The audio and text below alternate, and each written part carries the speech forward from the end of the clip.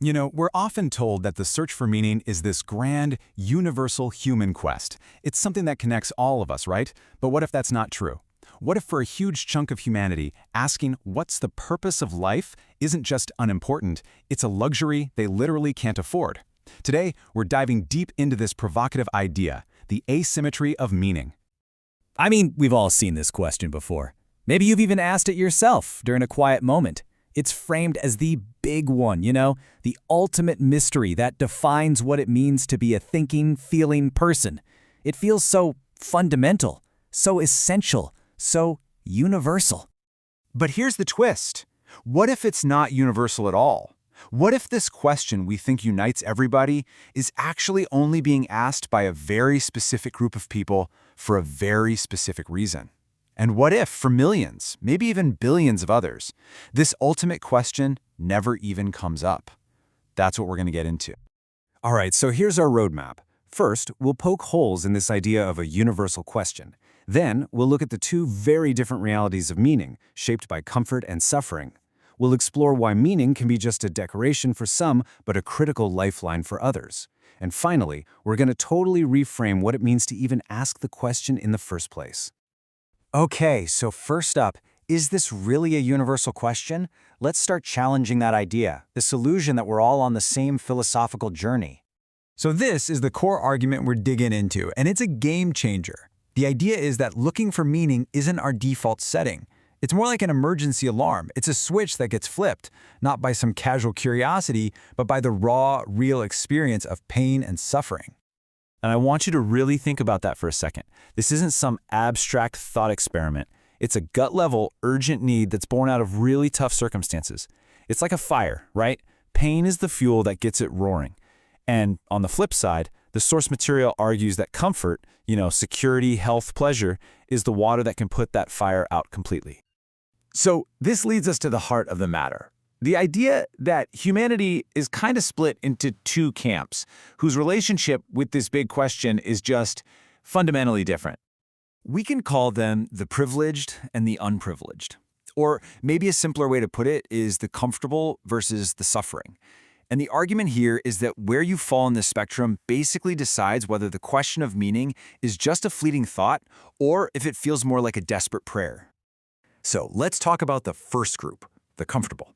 Their reality is built on a foundation of security, good health, stability.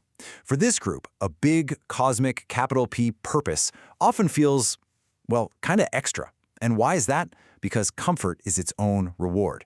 A good meal with people you love, a successful project at work, a feeling of safety. These things don't need some higher justification. They feel good, and that's enough. Now let's flip that coin completely and look at the unprivileged, the suffering. Their reality is defined by struggle, poverty, chronic illness, injustice, deep loss. For them, the relationship with meaning isn't casual or indifferent. It is absolutely desperate. Because while comfort justifies itself, suffering does the exact opposite. Constant, grinding hardship just screams out for an explanation. It demands a reason. To face that kind of pain and believe it's all for nothing, that's almost psychologically impossible to survive.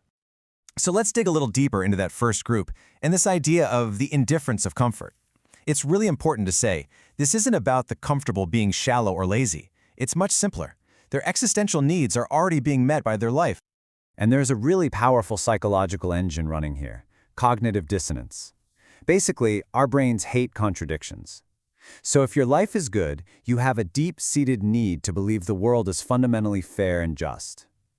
Asking huge questions about meaning might open a Pandora's box of uncomfortable ideas, like cosmic unfairness, or sheer luck, or the scale of others' suffering. That would totally mess with your peaceful worldview, so often without even realizing it, it just becomes easier not to ask. Let's make this more concrete. Take the example of a successful tech CEO. Their life is already packed with purpose, just on a smaller, more tangible scale. Launching a product, building a team, hitting a sales target. These are all real, concrete, rewarding goals. When your day-to-day is already so full of these many purposes that feel great, the search for some grand cosmic purpose can feel pretty abstract and, well, unnecessary. And that mindset often leads to this kind of worldview. You hear this phrase all the time, right? Life is what you make it. It's an empowering, optimistic idea. But And this is a really big but. The source material points out that this is a perspective you can really only afford to have if you actually have the power, the resources, and the freedom to make life what you want it to be. So from that comfortable vantage point, watching someone else desperately agonizing over the meaning of it all can seem just baffling, maybe even a little annoying. It looks like a huge waste of energy getting hung up on a question with no answer. Because from where they stand, the existential problem that the question is trying to solve, it just doesn't exist for them. Okay, so now we pivot. Let's jump across that huge divide to the other side. Because for those who are in deep pain, the search for meaning is not a hobby, it's not a choice, it is an absolute, non-negotiable tool for survival. And let's be really clear about why it's a necessity. When you are in profound, constant pain, the thought that all of it, the struggle, the agony, the loss, is for nothing, that thought is poison. It is an absolutely devastating, soul-crushing idea. Meaning becomes a shield. It's the story, the narrative, that lets a person endure the unendurable without completely falling apart. And this isn't just theory, it's deeply human. Think about the laborer working a brutal job for low pay.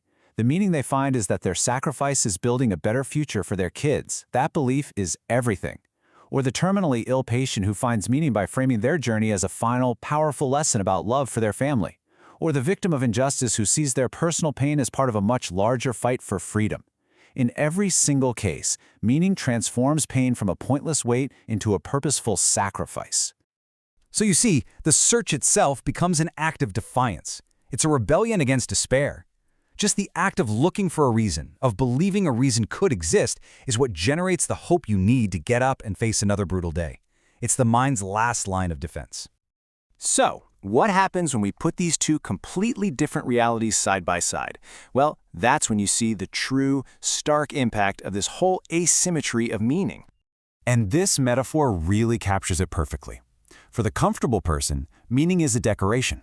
It's like a beautiful painting you hang on the wall of your life. It's nice, it adds depth and color, but if you take it away, the house is still standing. It's fine. But for the suffering person, meaning is a structural support beam. You take that away, and the whole house, their entire psychological ability to endure, comes crashing down. Okay, now this table looks a bit academic, but it lays out the psychological stakes so clearly, it's kind of chilling. Let's walk through it. Look at the top row for the privileged. It almost doesn't matter if life has a grand meaning or not. If it does, awesome. Your comfortable life now feels cosmically validated. If it doesn't, that's fine too. Your comfortable life is still comfortable. You win either way. But now, look at that bottom row. For the unprivileged, the stakes are life and death. If life has meaning, then their suffering gets a purpose, and that makes it bearable. It gives them hope. But if life has no meaning, they are plunged into total despair. Their pain isn't just pain anymore. It's pointless, absurd torture. It multiplies their suffering.